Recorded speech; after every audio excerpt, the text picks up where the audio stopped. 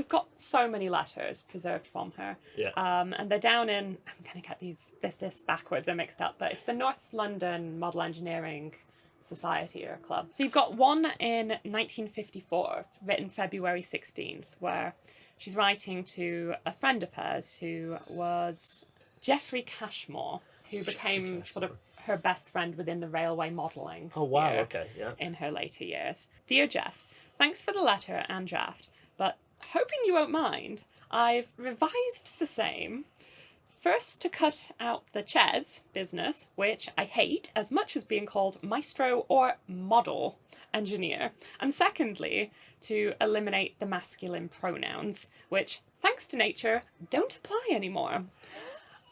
I meant to tell you some time ago to address letters just to L. Lawrence without any title. Most folks do.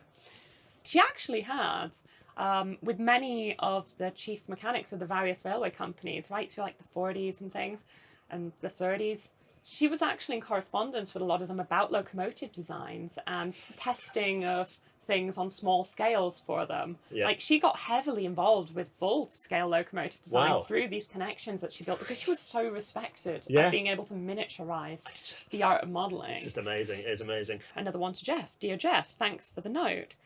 Glad you tumble. Whatever that means. I started life with a bonnet and pink ribbons, and my first name is Lily. Nature does some funny things. Enough said. If you want to make the readers of the news sheet grin, just put under that screen GMC a la curly. It's catchy. The character sings like just It does. you just sense this joyous person. You do. I admit this is outwardly what she's presenting is joyous, but it is, that it's by this point, given that this is later on in her life where she isn't putting up so much of a charade, she's being her true self. The joy is still singing through. I love it. So this one's in 1959. After leaving the model engineer, they got a new editor in who didn't want to give her as much of a free rein and wanted specific, write me about this, write me about this. And she was like, no, free rein or nothing. So she, left and wrote for other model engineering magazines and their competitors and took her own, because as you do. Too right. But yeah. That's called fumbling the bag to that editor. Whoops. She writes, thank you for the good wishes. If you write again, just address L. Lawrence without any head or tail lamp. Had I run the full course, I was going to give you all a shock in my goodbye lobby chat with a picture of myself signed with my full name. And then 1960, you've got another typed letter with one of her correspondents. When I read your remark about the grand old man and looked down at my skirt and nylons and size 5.5 Delta shoes, it seemed so ludicrous that I couldn't resist the temptation to put you wise. There has been only one LBSC, and that is the old auntie, who is currently now operating this clicking toad. Typewriter, obviously. The story is too long for a letter, but you never should believe what you see in photos. I gave up 20-odd years ago when my throat muscles hardened and I could no longer put on a deep voice. You get this, you can really understand her as a person, like, you feel like you're there chatting with her. I mean, it's a capable writer much. who gives you their personality almost instantly with a sentence or two, and you really get a feeling for this woman. Exactly. It's marvellous. And you can see what brought all these audiences into her the work. appeal, because you want writing that is completely stolid and free from personality is not easy to read.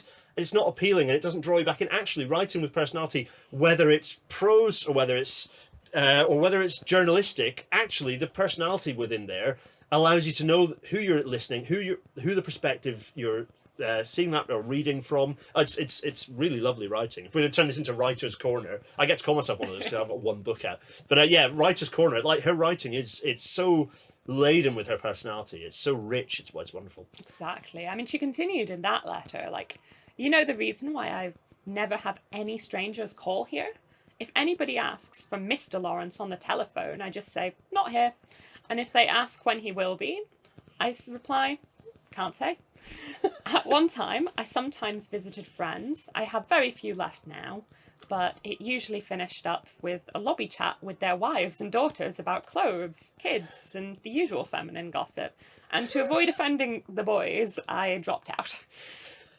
I've now reached that stage of life when I just want to take it easy. As LBSC, it was a constant fight against jealousy, snobbery, and prejudice. Only myself knows what I've had to put up with. It was a relief to be my natural self now and again. George Murray and his pals, Al O'Neill, and several more know the real Curly. I don't know if anybody in the West does, but I was keeping it quiet generally until I quit for good. And when she says people in the West, she's referring to, this is one of the people in the Americas that she's writing with.